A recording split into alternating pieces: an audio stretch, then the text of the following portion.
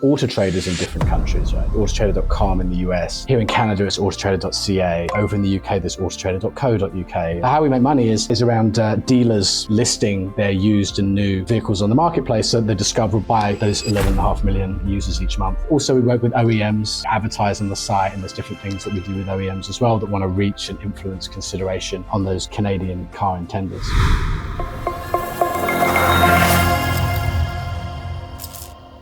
In this episode, I'm talking to Ian MacDonald, CMO of AutoTrader, Canada's #1 marketplace for used and new cars. They were acquired by Thoma Bravo in 2016 at a valuation of $1.5 billion. We're going to talk about #1, details about the company's history and the recent sale, and also the company's structure. They have presence in Canada, the US, and the UK. #2, we're going to talk about why he's doubling down on performance marketing in 2023. He's spending over $1.2 million per year between Google Search, Google Display, Facebook, and YouTube marketing. And of course, when I mean marketing, I mean ads. And #3, we're gonna try to figure out things like the company's current revenues, his thoughts on AI and branding, and also how much money exactly is Ian getting paid as a CMO. And every time he can't answer a question, Ian's gonna take a shot of hot sauce and I'm gonna be doing one handstand push-up. It's a new one. Wish me luck, Martians. I hope you enjoy this one. Hello, Martians. Welcome back to another episode of Marketing on Mars. It is super early in the morning for me, but it's 5 a.m. right now. I'm in South Korea.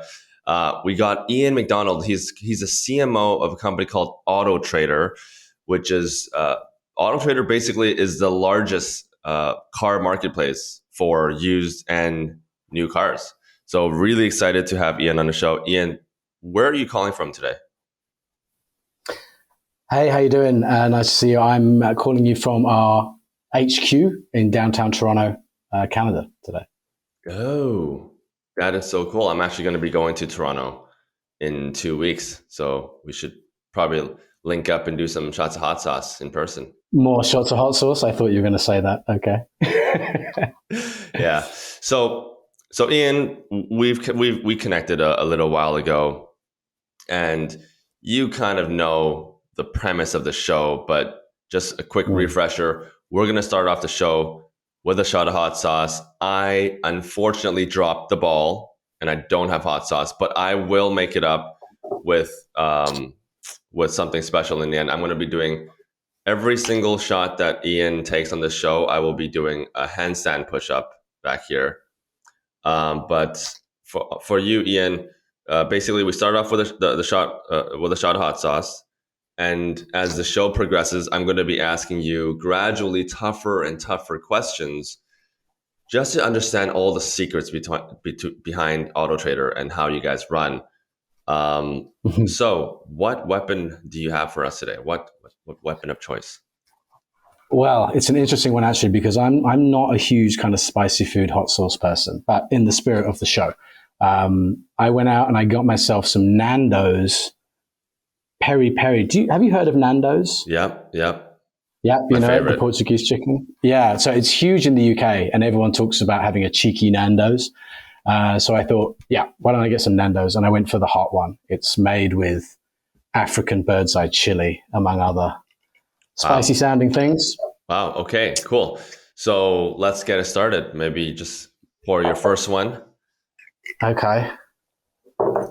I've got a glass as well. Oh, wow. Class it up. So yeah. Okay. So let's do it. Okay.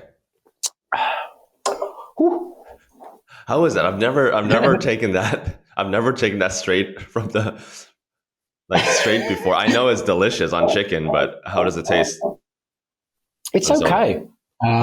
It's getting a little hotter, but no, it's okay. It actually tastes pretty good. There's a lot of flavor. I'll say that. I think it would be brilliant on chicken. I normally go mild when I go there. Nice. But, wow. Yeah, I wanted to really invest in the show. You invested in it. Yeah, I'm sad. Yeah, you know, I dropped the ball, but I'll make it up in the end.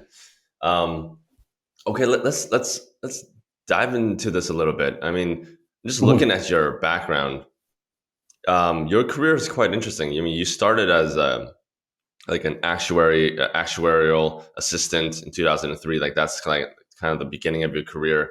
but then you kept moving on. You became a marketing consultant, and then you joined AutoTrader UK in 2008 as the marketing manager.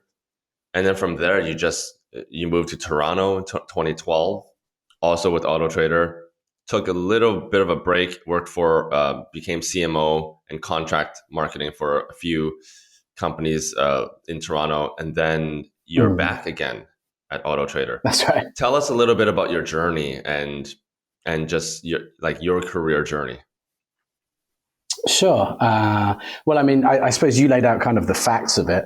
I guess what's kind of interesting is I never really had too much interest in kind of marketing or advertising growing up. Really enjoyed math, and I guess that's what kind of led me when I graduated university and stuff. Led me down the path. I mean, I studied some marketing at university too. I did a kind of like all around business degree, which was awesome. Gave me really good grounding in all the different disciplines. But yeah, math seemed to be the thing. And so, went down that kind of actuarial. I was a trainee actuary, and then I was an IFA with the same company for a little bit. But I guess like there's too much numbers, and kind of felt a bit frustrated that I wasn't able to leverage kind of the more creative side, I suppose, of my personality and my skill set. So started trying to get into marketing, which was so hard. I mean, I should imagine many of the audience kind of work in advertising and marketing, and it's not an easy industry to get into, and it sure wasn't way back then. But I had a little bit of serendipity, I guess, or luck, where I applied for a graduate training scheme at Royal Bank of Scotland, which was it was the fourth biggest bank in the world at the time, obviously HQ there in the UK. And once you get on the graduate scheme, it's cool because they kind of say, what do you want to do? And so that was kind of the only way that I could get into like a meaningful marketing role. So that's what I said, I'd love to specialize in marketing. And then I had a great experience, as a very junior marketer, kind of jumping around these massive different insurance brands they had and stuff, and learning how a TV ad gets made and all that stuff, like right from the get-go.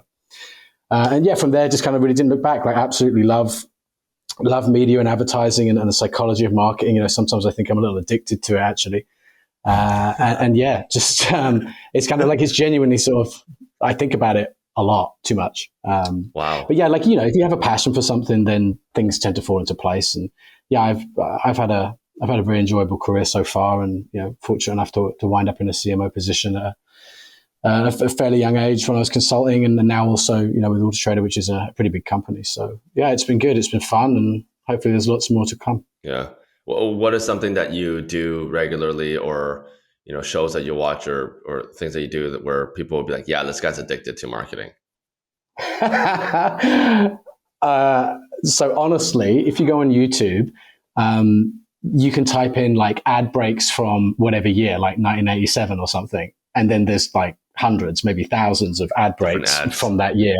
Yeah, on like grainy VHS and stuff. So like for fun, I go back and watch old ads from the 90s, and it's amazing actually how the sort of brain works. There's ads. Why have you stored that in your brain? But I'll see an ad, I'll be like, I remember this. Yep. I remember what they say and what it's for and everything, which to me is incredible for like a 30-second ad that I watched, with a good frequency, but when I was 7, like now I can watch it and it's right back there, which is fascinating.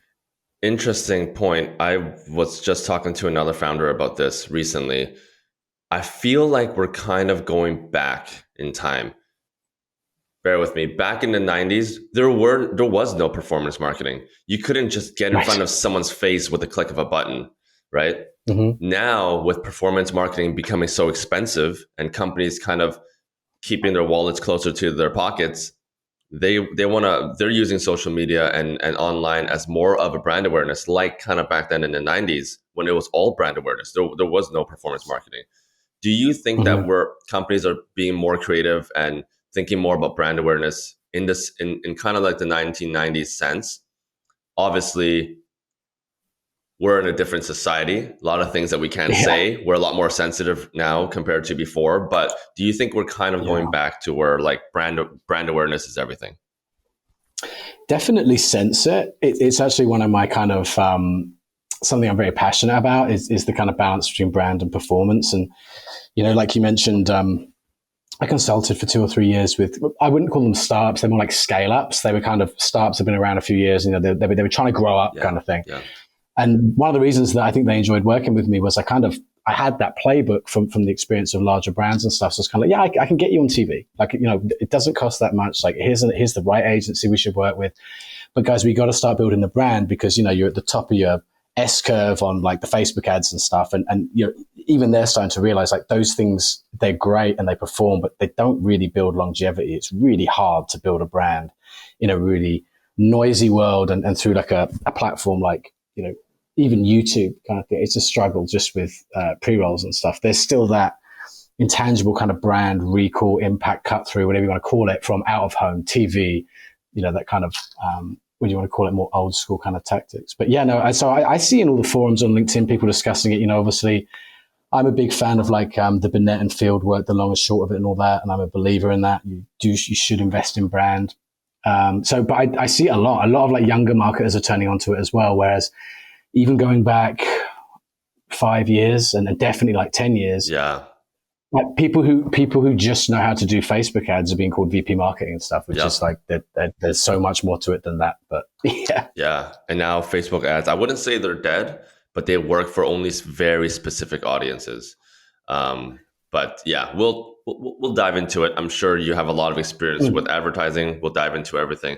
Let's start off the show. Before we get into your background a little bit more, and I would love to pick your brain more on your marketing principles and philosophies, but let's give a little bit of love for AutoTrader. I've given just my short little whatever I know about AutoTrader intro, but why don't you tell us a little bit about AutoTrader and kind of like how you guys make money? Sure. So AutoTrader, so the first thing to say, I guess, because you probably have an international audience, that there's AutoTraders in different countries, right? So there's AutoTrader.com in the US. Here in Canada, it's AutoTrader.ca. Over in the UK, there's AutoTrader.co.uk, as you said, where I used to work. So those companies are not kind of formally, we're not part of the same company. This is kind of the way that those brands built up in the 70s. They're kind of separate, but obviously we don't compete with each other in any given market. So we do have, friends and we kind of share learnings from time to time and stuff with those other auto traders. But so AutoTrader in Canada, it started in 1975, started with the old like magazines, same as everywhere, black and white and stuff. And then evolved through the years into a color magazine. And then, finally, I guess in the late 90s kind of they had a website, but it wasn't really until the late 2000s that I guess the real shift to digital kind of came along. And I think it was like 2011, probably the last print version of AutoTrader was produced in Canada. And since then, it's been a digital property. And today we have apps and all that good stuff. But it's a Canadian success story. Like I said, an incredible longevity. We're coming up on in a couple of years' time, it'll be a 50-year anniversary, which is a big deal. And today, in a country of it's like under 40 million people here in Canada and around sort of 26 million motorists, we actually welcome about 26 million visits to our marketplace every month, generated by about 11.5 million unique users. So, those are like staggering numbers, really, for a country the size of Canada. And we're generating hundreds of millions of searches for new and used make models. So, that's talking about kind of the facts of it. So it's huge. There are other marketplaces here in Canada, but we really, since COVID, have accelerated our market share gains. So we're up above like two-thirds market share now. So yeah, the other kind of car marketplaces are sort of also rans really at this point. But how we make money is there's a few different ways, but on the AutoTrader marketplace, the bulk of it is around dealers listing their used and new vehicles on the marketplace, so they're discoverable by those 11.5 million users each month. And then obviously they connect to make a sale, and that's the value that we generate. So we help to move the metal for dealers, and also we work with OEMs. They advertise on the site, and there's different things that we do with OEMs as well that want to reach and influence consideration on those kind of Canadian car intenders. Yeah, that's awesome. So what does that mean?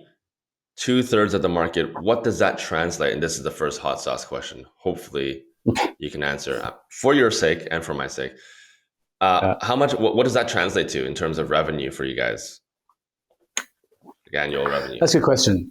Yeah. So from the market share perspective, like as a marketer, right? As a consumer marketer, I'm expressing that as a percentage of all the unique individuals who are looking at any sort of car website kind of thing, and 2/3 of them come to AutoTrader and use AutoTrader. What does it translate to in terms of revenue?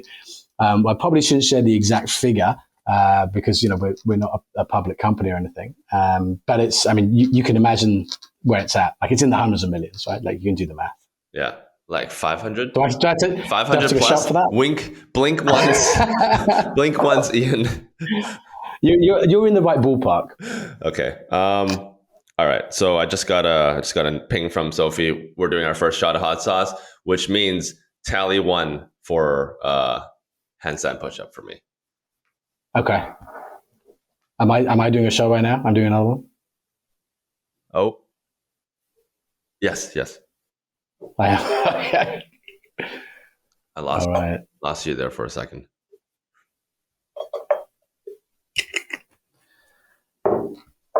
Okay. Cheers. Cheers. Mm-hmm. I'm looking forward to these handstand push-ups, I got to tell you. Oh my goodness. I already have my shirt. I have my shirt tucked in so I don't show my flabby chest. Okay. So obviously you can imagine you guys are the largest platform in Canada. In fact, fun fact, I've used AutoTrader to purchase my most recent vehicle. So love it. I've used the platform, and almost every single time as I'm doing research and I'm telling my friends that I'm getting a new car, I'll have friends ping me links after links after links. Check out this car, check out this car, check out this car. And I would say roughly 2/3 of the links that my friends are sharing me are from AutoTrader. So it checks out, folks. It checks out. That's a funny. Sorry, I was going to say that's a funny thing that you mentioned though about like just that tangible experience. You know what I mean? Like, because as marketers, we can measure the hell out of everything, and we do sometimes too much. Yeah. But like actually, the CEO here, like he calls it like the barbecue test, which is like you can look at all the metrics and say, oh, what's our unaided awareness and and word of mouth. But it's like it's when you're at a barbecue, people say, oh, where do you work? What do you do? And you say AutoTrader, like because when I first came over here in 2012, the brand wasn't where it is today. And I remember I'm out in a new country, I'm meeting new people. Where do you work? AutoTrader. And they're like, auto where? Like, it's like about a third of people knew it. And they were like, oh yeah, okay, the car thing. Now, same thing. Like you talk to people you met and they're like, oh yeah, I saw your ad. Oh yeah, no, oh yeah. Like, so it's an interesting thing. It's not a measurable thing. It's like a lived experience. But just like you said it there, like you just get a feeling, in real life, when my buddies are sharing links and stuff or whatever it is, like a lot of them are AutoTrader. That makes sense. So that's a nice kind of little, anecdotal indicator, I think. Yeah. And I know you joined AutoTrader Canada just, well, now it's about a decade, right? It's been, thanks for reminding me. Yeah. It's been a while. No, actually, was it fully bootstrapped, AutoTrader Canada, or was there any amount raised at all to get the company to a certain level? Did you guys raise any money? Well, I don't know what the situation was back when the company first kind of started in the 70s, or even kind of what happened through those periods. But when I came over, it had just been bought from YPG by Apex Partners, who was a private equity firm. And then they sold it to another private equity firm in 2016, Thoma Bravo. So that's kind of how the change of hands has gone down. Yeah. Any idea what the valuation was at the last sale? Oh, yeah. I mean, it's published on liner places. I think it was about 1.6 billion, something like that. Okay. In 2016. Yeah. Okay. Yeah. Obviously, metrics are a little bit different now. If there were ever to do a change of hand, it might be a little different, but $1.6 billion is the number to remember. Okay, enough of the hot sauce questions. Those are just metrics. A few. Yeah. Okay, we can wrap up. We can wrap up now. No, so I want to talk a little bit about marketing. This is where we're going to have a lot of fun because we're both marketing nerds. You own the entire marketing budget. Tell me about the top maybe 3 buckets that you spend. Like when I ask you about your marketing channels and your marketing stack, how do you typically, where does your brain typically go?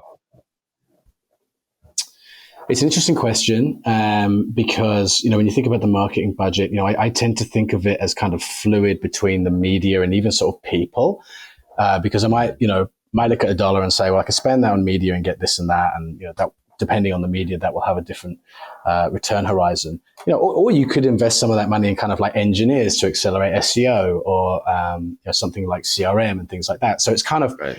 I try to think it kind of fluid between those two things. So like the biggest buckets that I think of, it's like, I don't want to start with the performance channels, but it's the paid performance channels. It's kind of like you got to be doing that because it does drive a lot of volume, right? And you need to be visible, and it can be highly optimized and all that good stuff. So it's kind of So there's a whole bucket that's kind of performance.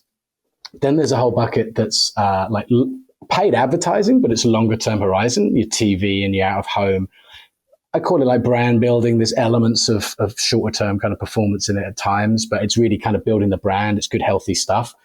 And then the third bucket would be, like I said, around investment in those kind of, I call them sustainable channels, like, CRM and SEO and all that kind of stuff. So that's kind of how I think of it in my mind. Okay. Those three buckets. You guys don't do a lot of, I guess that's one of the largest marketplaces already, and you guys have such strong online presence. Like, you don't do a lot of in real life IRL stuff like events or activations or anything like that, right? No, you know what?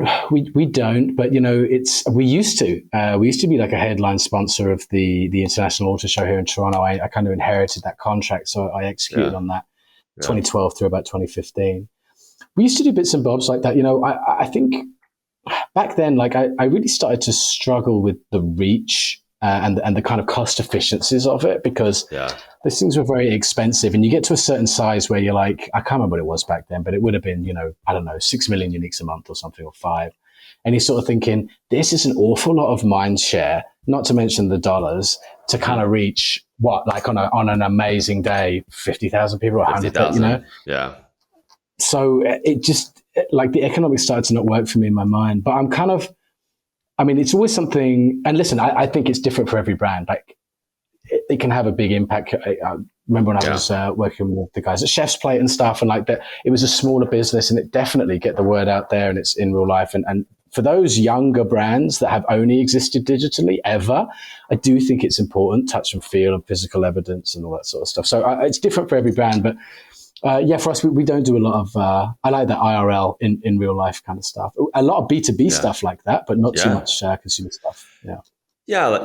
Like you mentioned, I think if you were B2B and your, ACV or average contract value or LTV per customer is like 500K, and all you got to do is close one contract to make up for the entire cost of the event. Okay. It kind of makes sense. But when you're B2C and you're driving, you're more of a volume play. I think focusing your attention on what matters, like SEO, like PPC, is a way better.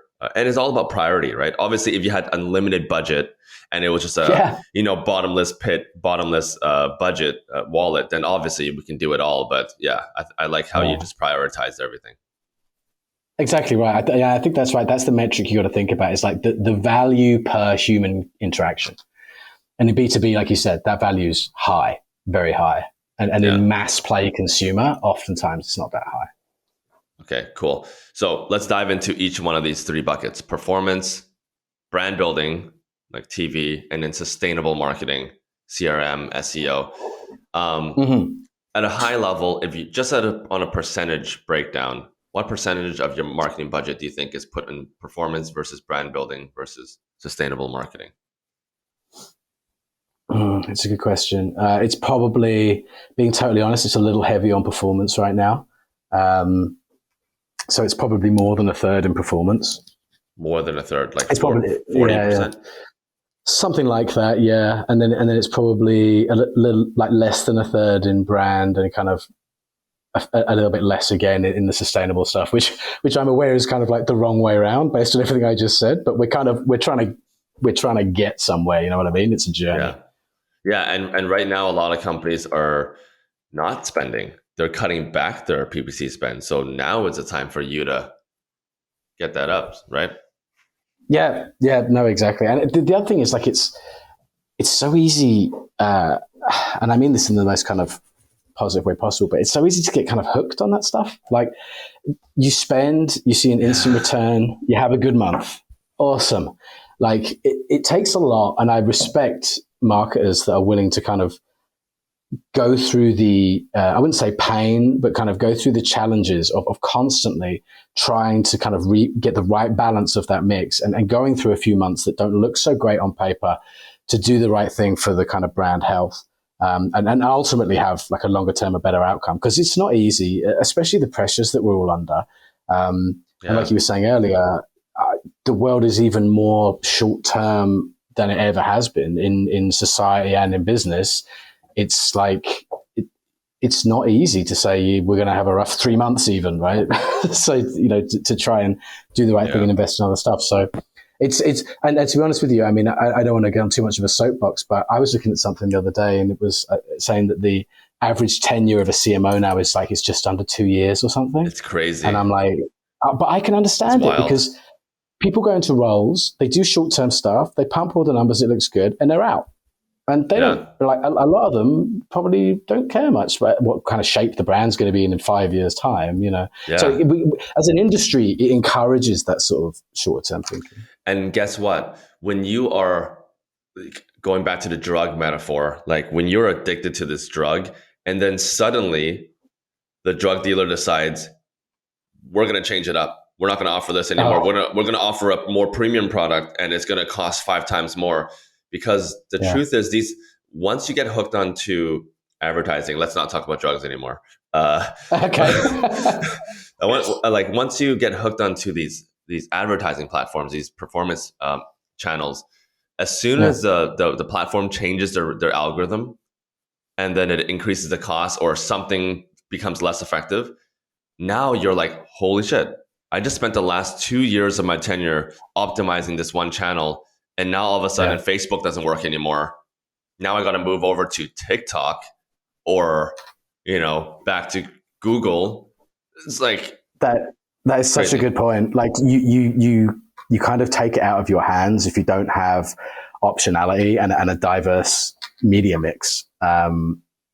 Exactly that. And that's kind of, like I say, and I get it. Like, you got to start somewhere, and I get why startups kind of go into the performance stuff, because they do need results quickly. I totally understand that. But if you stay on it too long, like you're at the mercy of an algorithm or a change in legislation around cookies or something, or even at certain times of year, we see like more advertisers coming to the auction, and suddenly, like a 20% inflation in CPC is really bloody hurting. Yeah. And it's only like a few cents, but it does hurt. And if you don't have plan B, you're in trouble. Yeah, which is why I think it's good that obviously you're choosing now to push the pedal to the metal for performance, but at some point you are gonna pull back and maybe start focusing more on brand building or sustainable marketing. But for now, you feel it's the right time to go hard on performance. Yeah, I mean, I will say, like, it's less hard than it was, and I don't want to speak too much about kind of the period where I wasn't here at AutoTrader, because that's not, obviously I wasn't there, but it's been like the last few years we've been trying to do that, because so we're not going as hard as we used to on some of those performance channels. But listen, I mean, we're also in, frankly, like I wouldn't say a fortunate position, a hard-earned position, where maybe 2/3 of the traffic that comes to the marketplace is a brand seeker. They either come direct, they search for the brand, they have the app, whatever it is. So that's kind of what I'm saying, like building that brand and that base of organic, sustainable brand seekers, that is what insulates us from, if the auction does go up or down, or there's something changes in performance. Okay, like metric wise, it might be not look so good, but the actual like heart of the patient, right, the business is really healthy. Like that 2/3 are still there. Whatever happens with Facebook, I'm still getting, at least 2/3 plus of my audience are still coming, because they're coming for the brand. And like I say, that's a result of investment over, I mean, like you said, it's like 10 years of being on TV consistently, 10 years of out of home, 10 years of, all that stuff. So, hot sauce question here. How much money are you spending in performance marketing per month? In performance? Like everything combined. Yeah. All the performance stuff. Yeah. It's probably about 600K, something like that. Wow. Per month. So, yeah, something like that. Times 12, doing some math, 7.2 mil per year ish. Yeah, that probably checks out. Okay, Cool. All right. I wasn't sure if you're going to answer that. So you spent a lot Maybe I of shouldn't money. have. Yeah, maybe you should. You spent a lot. You spent a lot of money in performance. We do. What percent? Tell me the different channels that you're spending on paid. Like, is it like, and if you can add percentages, even better. Like Facebook, 50%, Google, 20%, or whatever. Like, what So channels are you spending on? it does vary like a fair bit based on performance. I mean, the other thing in total transparency is I'm not as close to it these days as I used to be. Kind of obviously in that kind of CMO role, but still Is it obviously. No, we do work with well, partly in house and then partly with an agency. Yeah. Okay. Yeah, So but the which breakdown buckets? it's the usual. Yeah, it's the usual stuff. So, I mean, the other thing is, like, to be honest with you, with things like Performance Max and Google and stuff, like, it's getting harder and harder to kind of like pin down, well, what is search and what is display and what is YouTube. You know what I mean? It's all kind of melding together. But listen, like, yeah. So off that spend, it's probably around like half in paid search, including kind of VLAs and things like that, like the shopping format for vehicles. There's a good amount in the Performance Max and some of those emerging things, and then a lot of it would be kind of display, which is a mix of like Facebook and Google type thing. I probably and there's video in there too. I don't know. It's probably half and half, I guess, between kind of like true inbound like search and stuff, and then kind of more outbound display and video and things like that. I see. And then so you lump Google this. Is it Google Display, or you're talking about display on? Are you using like third party, any third party ad tools as well? No, I think we're just doing it through the GDN. But like I said, I'm not as close to it these days. So GDN, Facebook, YouTube, that'll be half. So it's more like image, video stuff, and then the other 50% just straight Google search. Yeah, there's a bit of Bing in there and that kind of stuff, but yeah. Okay, cool. Yeah, Bing. I mean, yeah, Bing. Okay, okay. So that's 60. That's like 50% of your spend right now is in performance ish, and then you said something. Yeah, like we said. Yep. Yeah, like we said, yeah, kind of getting up there. Yeah, varies, but yeah, I think that's what we said, right? Like over a third, 40, something like that. Yeah. And now you talked a little bit about brand building. You mentioned TV. Are you also talking about like OTT, like Hulu and Vimeo? Like, are you lumping that into TV as well? Actually, it's an interesting thing. So yeah, but we don't do so much that kind of stuff. We do stuff with like Fubo, who have like the Premier League and some of the soccer stuff. Wow. We do some of that kind of stuff. Yeah, like we did when DAZN had the Premier League, we're advertising with them too, and same thing. Like, yeah, I'd consider it part of the TV budget.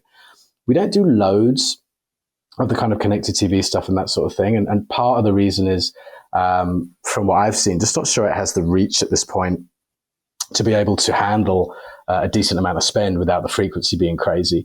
And I kind of see that myself. Like when I'm watching those things, I'm like, wow, another ad for, I think like, there's a Kia ad. I must have seen it 300 times. And it's like, because they're trying to get through the GRPs. Right. Like, yeah. And it's not like, you're watching one of your favorite shows and then you see an ad. You know what? I'm going to stop watching my favorite show now and just go buy a Kia. Right. Well, the thing I like, the thing about it is, I mean, I don't know, but I would guess it's because, the agency or the client has said, well, I want 5% of my GRPs going into this connected TV stuff. Oh, okay. And then it's like, they can't deliver that. So to deliver a GRP, it has to be frequency 20, like, because the reach is smaller. Yeah. And then that's the thing is, it's not frequent. A lot of times it doesn't appear to be frequency capped. So even worse than saying, I'm trying to watch a show and it's okay, it's an ad, whatever. But it's the idea that like, oh, I've seen that ad 94 times, but the 95th time it's the charm, right? It's like, no, it's all waste after like, 10 tops. Yeah, especially 95 times. After 5 times, the guy already bought a freaking car. And like, how many cars? Yeah, like I say, you're either convinced or you're not. So that's why frequency capping is important. And most, it's not like buying a home Like, what do you think is the life cycle? How long does it take for someone to make, like, you've probably done ton of research. Buying a home, Yeah, yeah, that's like a 2 year thing. That's like a whole year yeah. thing. But buying a car, once you decide and you need it, don't you typically just get the car, or what's the research behind it? Yeah, it's an interesting one. It kind of depends when you define the trigger. So there's a lot of people in the industry for a long time, us too. But Google, they do this big Think Auto event, and every year we'd go along there and they'd say, another day has been shaved off the purchase cycle. It's now 29 days. And you kind of sit there and think, that seems awfully quick. But when you kind of unpack it, like, it's true, like, it has got shorter because of the internet and convenience and all that sort of stuff. It has got shorter. But when you unpack it and talk to consumers, especially like in a more qualitative sense, the wheels start turning about 5 months before, like, the lease is up, or, like the lifestyle trigger, like a baby's coming. Like, the wheels start turning about 5 months before. So it's when they mean business. Yeah, then it takes like 30 days. But there's months before that where they are in research mode and comparison mode and stuff. So yeah, and it used to be about once every 4 years. Like, it follows lease cycles. It's still about sort of once every 4 years somebody changes their car. So This is completely unrelated, but there was another founder that came on the show called Postpilot. I don't know if you heard of Postpilot. They do direct mail marketing campaigns, and apparently, no way. Apparently, it is freaking, the ROIs are like off the charts, like I can imagine. 2-digit plus. In just a couple of years, they've grown to $25 million in revenue, and all they do is help e-commerce companies send direct mail campaigns straight to people's doors based off of things like you just said. Like, for example, there was a baby company. They sell baby clothing, and it's triggered as soon, and they get details on when people have babies on the third trimester, things like that. Right. Like, I don't know. Yeah, they get this data from hospitals and all that, and then they will send direct mail when they're like a few months overdue for their baby, and then they'll send them a trigger to buy baby clothing. Nice, with a little sales activation, like a little coupon. Like, I can see how the ROI is massive. Yeah, yeah, and it's Target. But the other thing is the cut through. Like everything that is old is new, right? At some point, and direct mail. Yeah, I mean, it used to be like almost like a bit of a joke. There was so much direct mail, so many people get junk mail and everything. But since everyone moved away, and now there's hardly anything. Like, if you get a really nicely designed mailer with a great offer and it's targeted, it's like awesome. I can totally see how that could be working for them. Yeah, it's like a postcard in the shape of a baby bottle, for example. Like, that's the kind of things that they will send. But anyways, completely unrelated. Okay, so brand building for TV, you're using like major channels that has the volume. So that's very important for you guys. Conventional and specialty and stuff. I mean, that's the other thing. Actually, it's an interesting point. Like, as marketers, I mean, especially, I'm not young anymore, but once upon a time, like, if you're kind of like young and you're living in Toronto or any kind of capital city, and I find this a lot, that people are like, no one watches TV anymore. But why would we advertise on TV? It's like, well, across the country and across age groups, don't get me wrong, like the total reach of conventional and specialty TV is declining, but it's still like 83% plus of the country are coming home and tuning in and watching something via their cable box or whatever. Mm-hmm. So that's always something that's interesting to me as well. And I constantly challenge myself kind of not to let your personal experiences or your situation kind of govern your media planning too much, because it's such an easy trap. Like, when somebody suggests radio advertising, and if you're someone who doesn't listen to the radio ever, it's just Spotify and podcasts, you just think it sounds crazy. But there are a lot of people still listening to the radio. And like the direct mail thing, the thing with TV is like the costs are actually inflating because the demand is increasing, because more and more marketers and businesses are realizing that it still works. So it's, I was going to say that as advertisers move away, that should kind of deflate costs a bit in some of these channels, like a direct mail or whatever. But in TV, it seems to be kind of the opposite for now. Yeah. I think sports especially is the one area that, maybe it's not going away. You still have to tune in to TV to watch sports, because the alternative is just horrible out there. Like, you go to these kind of streaming channels and it's like lagging and pausing every 5 seconds. Maybe for TV shows and all that, there's a lot of options with Amazon Prime and Netflix and Apple TV, Disney. Like they're really going hard. But for sports, primarily it's still on TV.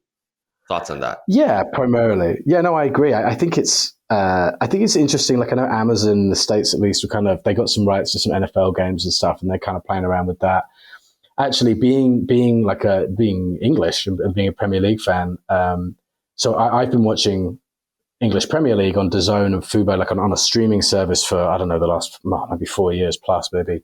And it's really good. It's a really good service and all that stuff. But I could see how if other sports, if there were platforms big enough to bid and win the rights for the other sports, I could see how that could have a major dent on even what's remaining of kind of like people who have cable. Because an awful lot of people do have it because of the sports, and then they wind up watching other stuff and that kind of thing. But on like a deeper point, actually, because I was thinking about this. I was actually thinking about it this morning. I was thinking about, and maybe this is a bit deep, but I was thinking about why, because I'm interested in this as a marketer, right? Like what kind of motivates people like intrinsically and how you can be in the moment and stuff. And I don't know, a lot of people I speak to, I don't know how you feel about it, but they feel like society is kind of more disconnected these days. I mean, it's certainly more polarized, I think. Yes. And I was thinking, like, why is that? Why do people feel sort of disconnected from each other? And one of the things I thought was, back in the day, there'd be like a TV show, big TV show, and it's on every Sunday at 9:00. And then a Monday morning, you would get together and, in the water cooler, it's classic. You've all watched the show. Oh, what did you think of this bit? What did you think of that? It's a shared experience, right? Which humans want. They want, because no matter what your politics are, right? If you like The Last of Us or something and you all watch it and you all talk about it together, it can cross boundaries and bridges.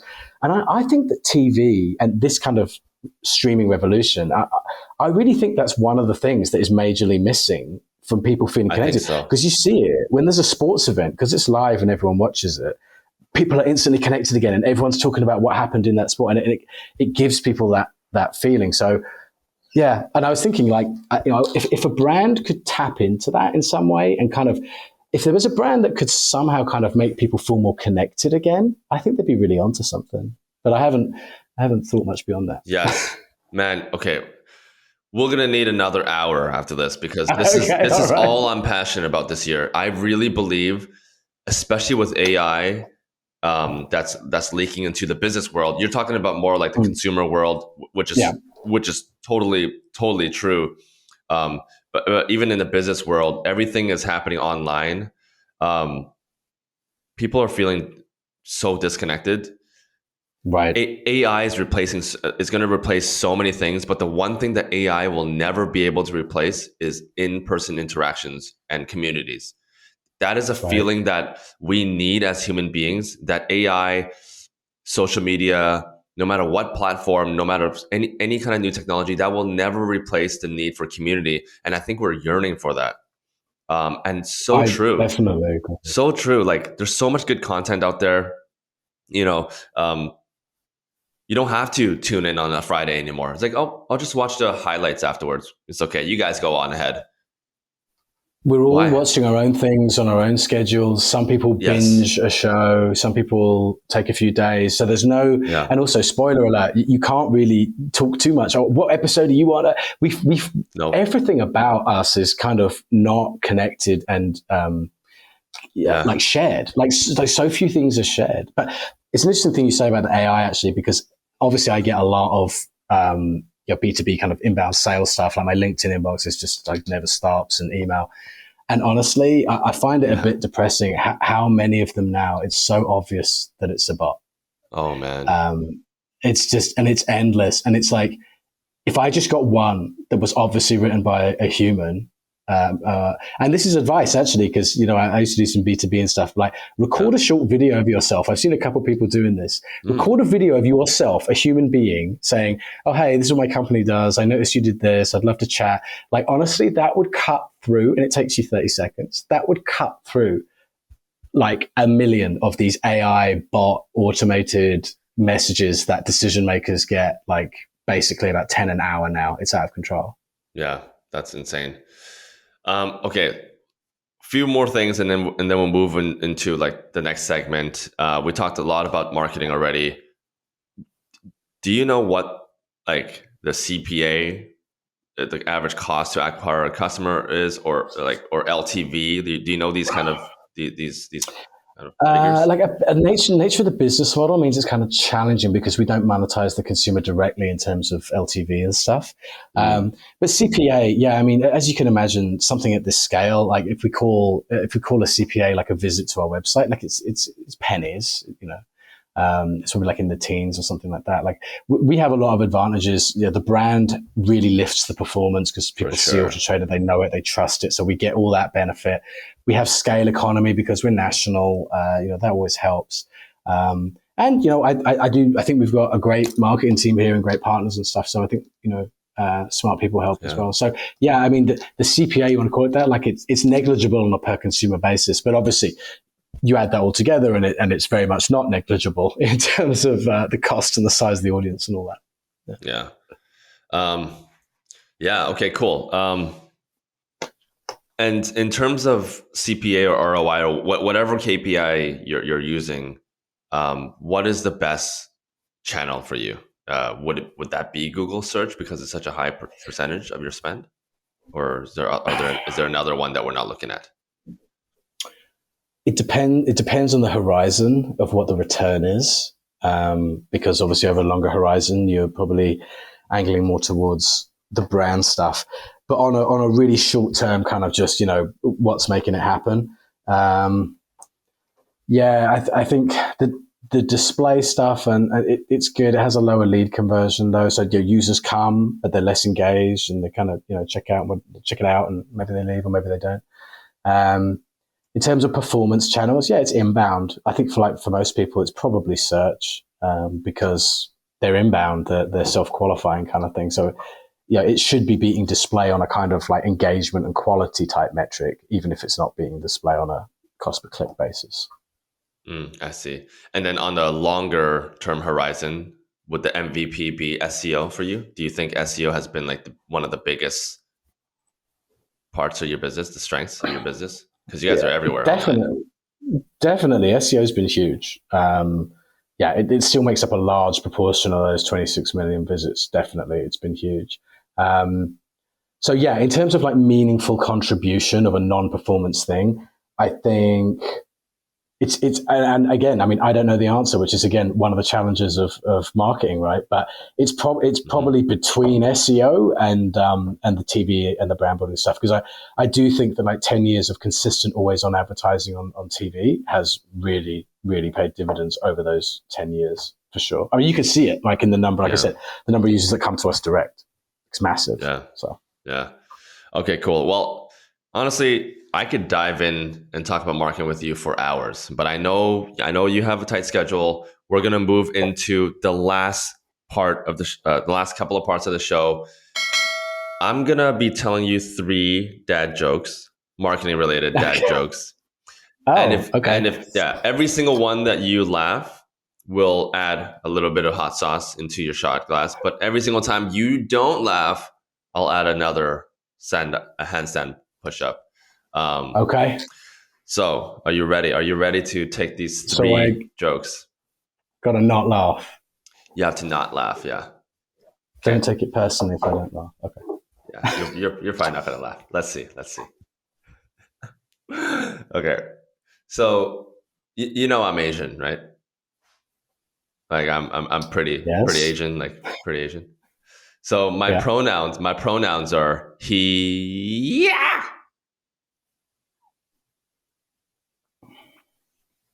Okay. So that's almost. All right. Let's see. So prior to this job, I worked at a bank, but I got fired because one of the customers asked me to check her balance. So I pushed her.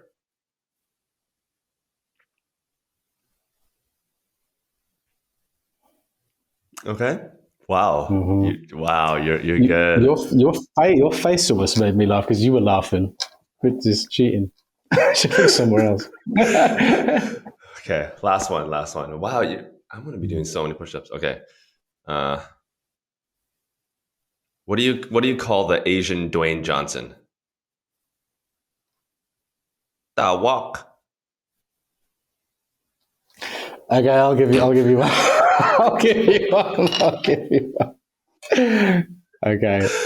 I'll give you one for that. All right. Okay. Dwayne Johnson. Are you a WWE fan? I'm a big fan. I like wrestling. I grew up watching that stuff. It's just such good entertainment. That's the best. I wouldn't say the best, but it's enjoyable. I think the secret to oh yeah, you can finish your shot of hot sauce, and then while I'm saying this, Cheers. Good joke. Cheers. I think the secret to life and just overall like business, like whatever you think about, is just entertainment. If you can invoke someone to feel like they're entertained, like you're gonna win when it comes to brand, when it comes to just anything. Like so like I like to take, even for my B2B business events, I like some form of entertainment because it makes things more enjoyable. Which is why you selling on like a football platform is so important, because people are happy when they're watching your ads. Hey, listen, context is. The other thing is, I do think that because English Premier League is somewhat of a niche sport, I think for people who watch it, when they see our ads on there, they're like, "Oh, cool! They're supporting English Premier League." Like, I think there's context matters for sure. I agree. But it's interesting actually, because I saw something on LinkedIn the other day, and it was, I can't remember who it was. It was one of these big creative guys, and he was saying, "Oh, advertising needs to be fun. You should make things fun." I was, yeah, no, agree. Like, I think because of TV being measured through a performance lens, creatively, it has become quite sterile and sort of almost like performance orientated TV. Like, you watch TV, you're not really entertained by the ads these days. Not like if you go on YouTube and you Google TV ad break 1993, you will be entertained. I guarantee it. So, like, but I was thinking about it, and I was like, is it just fun, or is it actually just feeling something? Whether that's, inspired or kind of emotional or challenged, or like fun's one of them. I lost your audio a bit there. Is that me? Oh yeah, like sorry, I was just gonna say, I feel like we go for that a lot these days, like feeling inspired. More than back then, it was just hilarious. Like some of the stuff was just like freaking hilarious back then. Yeah, no, it was good stuff. But I totally agree with you. I think that is something else that's kind of, and back to the wrestling thing. I promise I'm not going to spend the whole time talking about wrestling. But people struggle with wrestling. They're like, yeah, but it's scripted. It's like, yeah, but when it makes you feel something, like, because it's like a soap opera type thing, but it makes you feel, oh, it's chaotic, it's so exciting, or it makes you feel like, oh, that's really inspirational, that story that they told with that guy, whatever it is.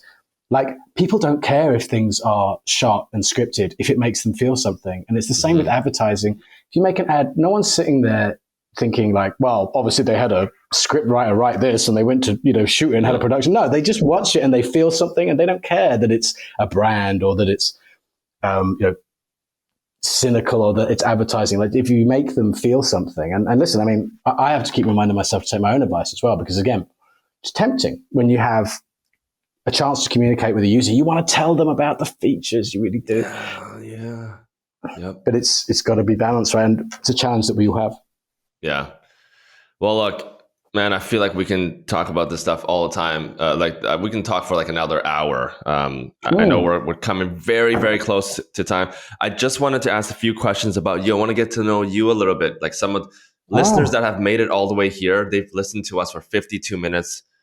They're probably very interested in your background. I'm interested in your background. Like, what was life like growing up for you? Like, who was Ian as a child? Did you grow up in a very entrepreneurial family, entrepreneurial parents, or what was life like? Yeah, great question. Oh, sorry, I accidentally clicked your mute. It's not working. Oh, there you go. Am I back? Okay, you're back. Yeah, I'm back. Okay, cool. Yeah. So, great question. I often think that kind of, you know how people have like, some people have like advantages in life, right? We hear about that a lot these days. And I think that there definitely are advantages in life for sure. But one that maybe doesn't get talked about enough, I think, is like your parents and like how they raise you and all that kind of stuff, right? Regardless of money and all that sort of thing. Like, it makes such a huge difference. And, I consider myself quite fortunate actually that, I had a good upbringing. Like my parents were good to me, and they taught me different things. My dad actually was an entrepreneur. He is a mechanical and environmental engineer, which basically means he worked with Fidelity for years and years. So when you see like big skyscrapers and stuff, like the architect designs it, and my dad figures out like how's all the plumbing and the heating and all this stuff going to work, like the guts of the building. He'll design all that stuff. And he went out on his own. He tells me the story all the time. He was really brave to do it. But I think it was like the late 80s, early 90s. He went out on his own and started his own business and continued doing that right up until he retired just very recently. So growing up, like I was right front row seat to a guy basically like taking a risk and not, never kind of letting his family down and working really hard. My dad worked so hard. And eventually he was rewarded for that. But it was great to have a front row seat to that because it did instill in me certain things about work ethic and what's right and what you should do. And like I'm a dad now, I have young kids, and it all goes in there. And then it kind of manifests itself in your own life, like when you have when you have that kind of example set for you. And then on my mum's side of things, she was sort of probably a bit more nurturing. Certainly spent a bit more time with me because dad was busy and stuff. But I think between the two of them, give me a good launch pad. So but that kind of entrepreneurial business, my dad is still sharp as a tack. He's so passionate about business, and every time I call him. I suppose like most dads, right? It's not too much kind of like family stuff, and it's like straight into like business. Have you seen this? Have you seen that? Like, what's going on with it? It's a guy. It's the father son. It's a guy thing. What business was it? What business did he start?